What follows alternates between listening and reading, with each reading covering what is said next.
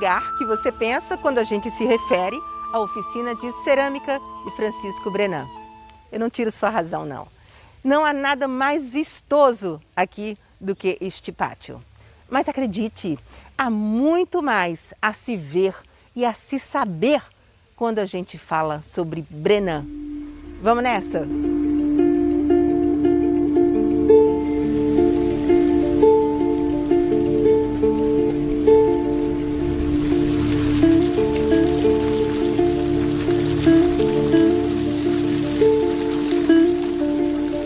É de natureza que você gosta?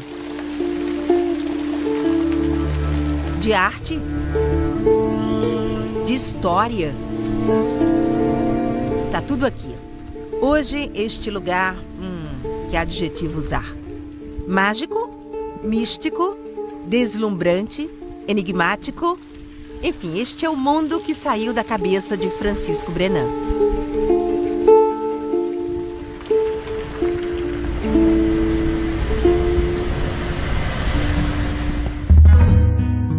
Tudo começou há 50 anos. Quando ele ocupou o lugar, em 1971, as construções estavam em ruínas. O que havia antes era a fábrica de tijolos e telhas do pai dele, seu Ricardo.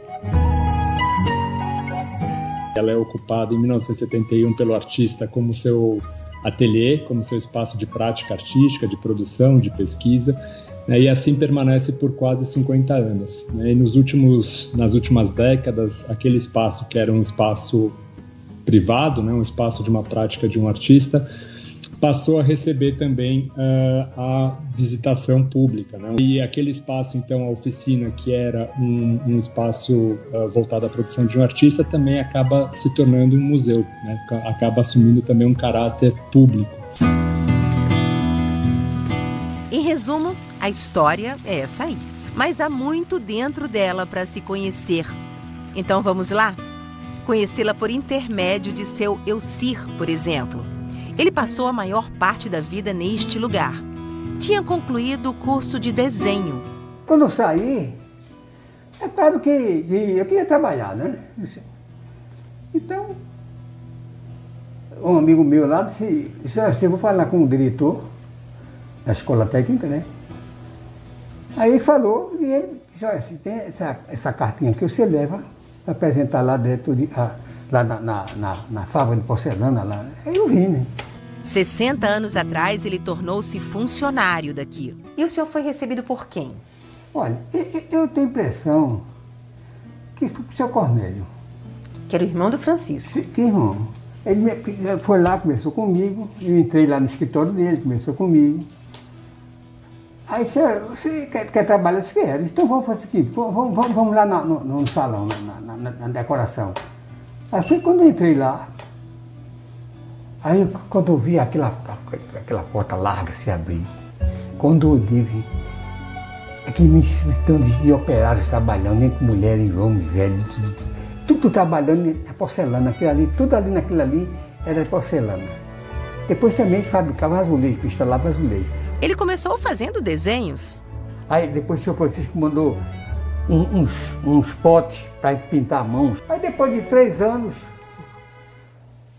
aí me chamaram lá para o ateliê dele, do artista. E o seu Francisco? Seu Francisco. Aí fui eu e mais 2 rapazes, eles jeitosos, né, com 2 rapazes. Aí pegava desenho, o Brenan ensinava, aqui, você passa, depois passa a bucha, como deu, e risca, depois dá um traço. Aí começou aquela pintura abstrata, aquela coisa, né? Com aqueles florais, aquilo tudo. Daí a gente foi fazendo e foi tendo aceitação. Tem encomenda desses pedidos. Aí depois esses 2 saíram e eu fiquei com ele. Tá entendendo? Ajudando ele nos painéis, desenhando aquele negócio dele, tudo. Ajuda dele em tudo. Seu Elcir ainda tem um escritório dentro da oficina Brenan. Uma sala repleta de ideias que viraram quadros, esboços, projetos. Ele desenvolve os desenhos das peças e lembra o que aconteceu há 50 anos. Veio pra cá em 71, pegou as porcarias, como ele dizia, as porcarias todas que tinha dentro do escritório dele lá no ateliê, botou em cima de um caminhão, caiu nos pedaços e veio pra aqui. Tudo era muito diferente do que é hoje.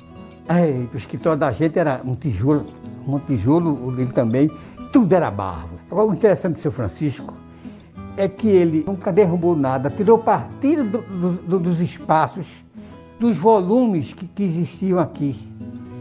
Por exemplo, ele tinha uma base de máquina que não prestava, já lá a máquina já tinha levado, naquela base ele continuou, revestido de cerâmica.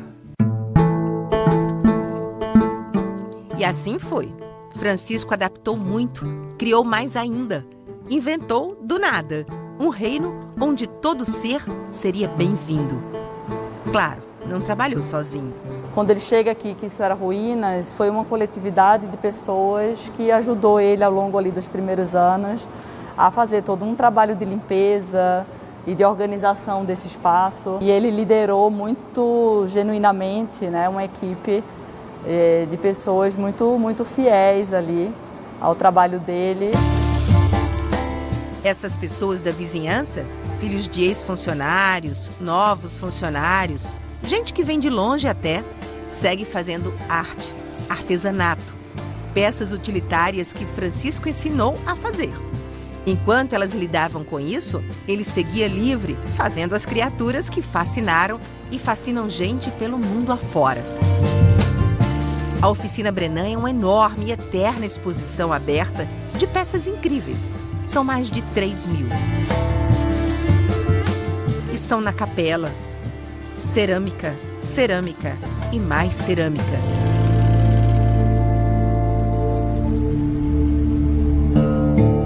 Nos jardins, nas alamedas, levando sol, chuva, estão nos lagos, na sombra, diferente de tudo mesmo.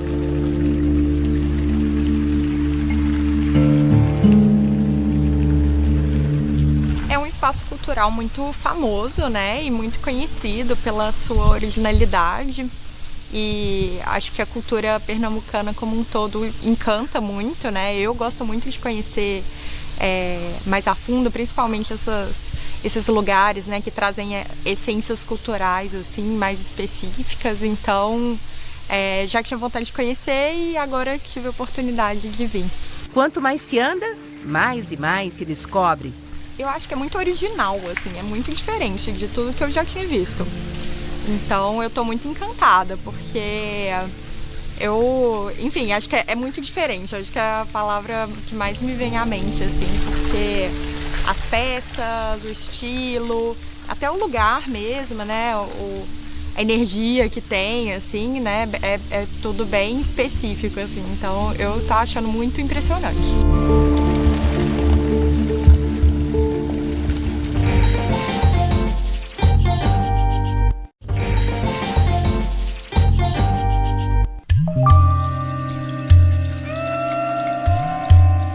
Francisco aproveitou prédios antigos e transformou em espécies de templos para abrigar os seres inventados por ele.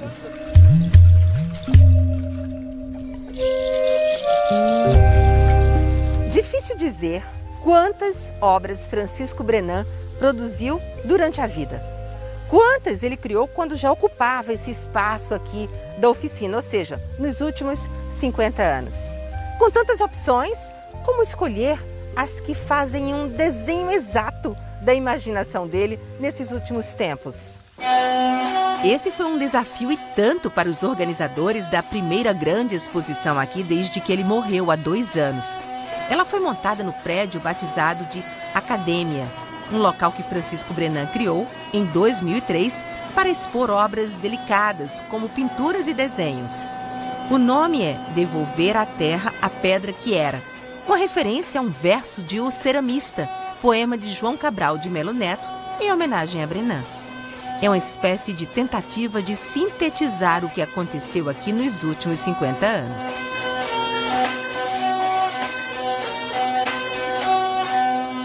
Julieta Gonzalez, que mora no México, é, junto com Júlia Rebouças, curadora da exposição. Ou seja, trabalhou na pesquisa para escolher o que mostrar. Eu fui para o Recife e eu fiz uma imersão no trabalho dele, verdadeiramente nos arquivos, li muito material, livros, escritos dele, os seus diários. Então, aí pude começar a formar uma ideia, não? E também essas conversas com Júlia levaram a esse alinhamento da exposição. A academia está povoada de loucuras do artista que não estava nem aí para as fronteiras. São mais de 200 peças. A maioria estava nos ambientes internos ou nos jardins da oficina na Várzea. 37 foram emprestadas por colecionadores que compraram as obras a Brenan no passado. Muitas nunca foram vistas numa exposição, ainda mais juntas. Essa exposição ela é um recorte muito importante, né, de um período, e aí a gente fala dos 50 anos da oficina, né? Então, ela não é necessariamente uma releitura, né, da obra do Francisco, mas eu acho que ela é sim o centro, uma vez que ela traz essa força, esse núcleo, né, dessa representação, desses eixos curatoriais, dessa coletividade, dessa natureza que a gente traz aqui para dentro. Esses eixos são 3, que as curadoras escolheram no meio de tantas possibilidades que um artista como Francisco ofereceu. Logo de início, né, logo na entrada, eu acho que você é impactado pelo eixo da natureza, né?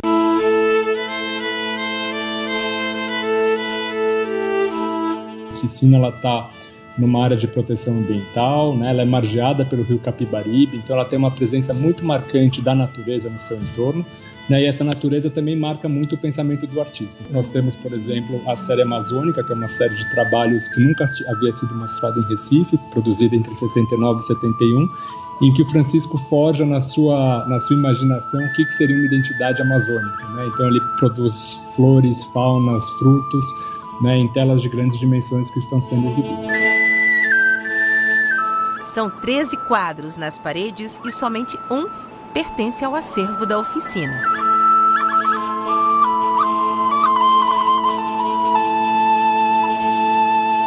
As obras emprestadas, eles já tinham feito um inventário, não, de obras e onde estavam essas obras.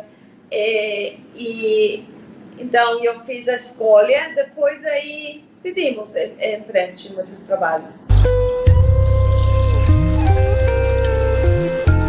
Uma boa parte da natureza de Brenan é representada por essas criaturas moldadas na cerâmica.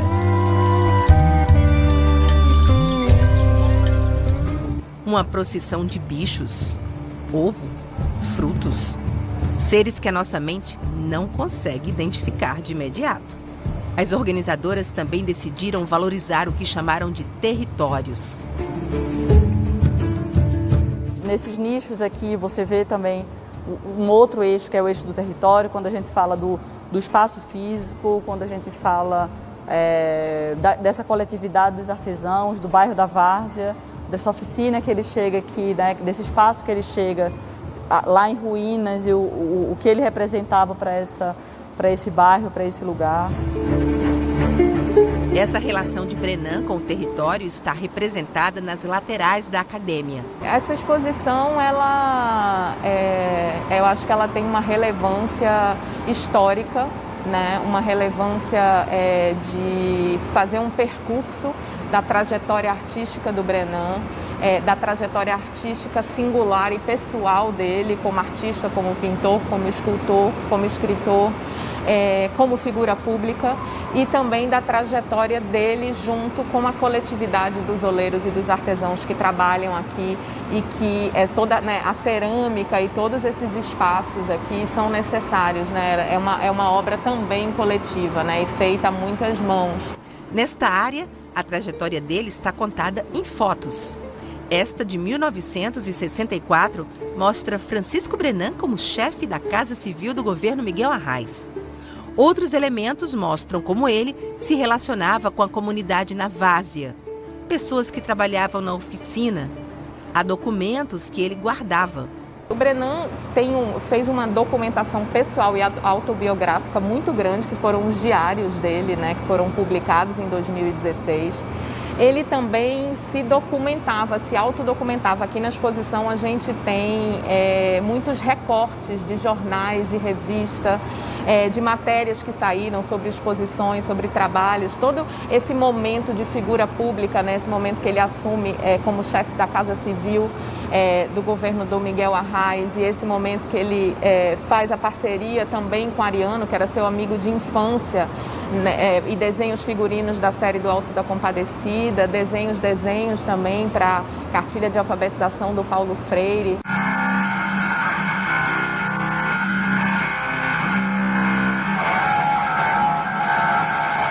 E nesse andar aqui que a gente está, a gente vê o eixo de cosmologias, né? Todos os elementos e temas que o Francisco traz na obra dele. São aspectos que estão presentes na obra do Francisco e que ele, de alguma forma, sincretiza, né? Termos mitológicos, mitologia grega, ele incorpora na sua produção tragédias shakespearianas, personagens de tragédias shakespearianas, né? Enfim. Então existe toda uma mitologia no trabalho e no pensamento do artista que também está presente na exposição. No meio de tudo isso, a exposição escancara outros tesouros. Este quadro, uma paisagem, é o mais antigo aqui, de 1944. Francisco tinha apenas 17 anos quando fez. E algumas experiências estão devidamente expostas. Francisco se arriscava. Este registro de quando começou a fazer experimentos com a cerâmica é de 1984. E este revela que mesmo quando a obra dava errado, ele ainda considerava uma obra. Marinês respira o ar impregnado de criatividade, movimento e conhecimento da oficina de cerâmica Francisco Brenan há 15 anos. Ela chegou aqui como bibliotecária.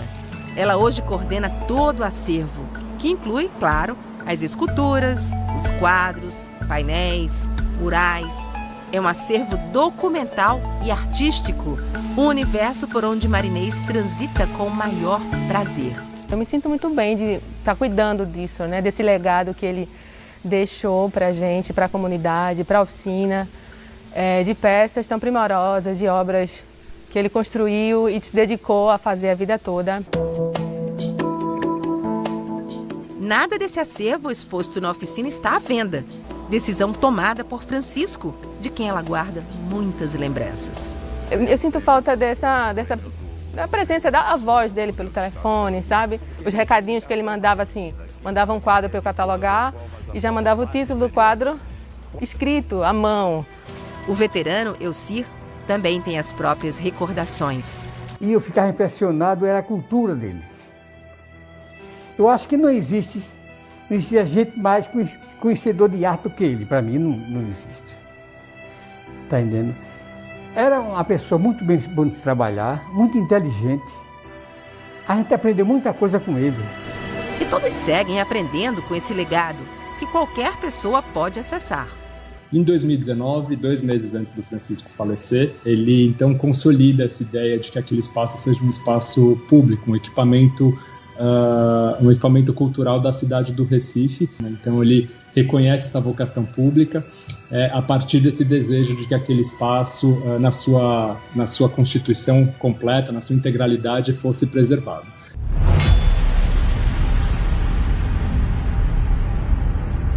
Um espaço único, criado há meio século e que mira no futuro.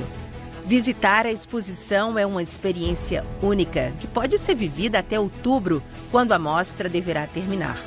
Hoje a gente está mantendo esse espaço vivo com visitação, com o nosso educativo muito ativo, trazendo diálogo com os visitantes, fazendo provocações, né? Estimulando o pensamento e a troca, e também com as nossas residências artísticas.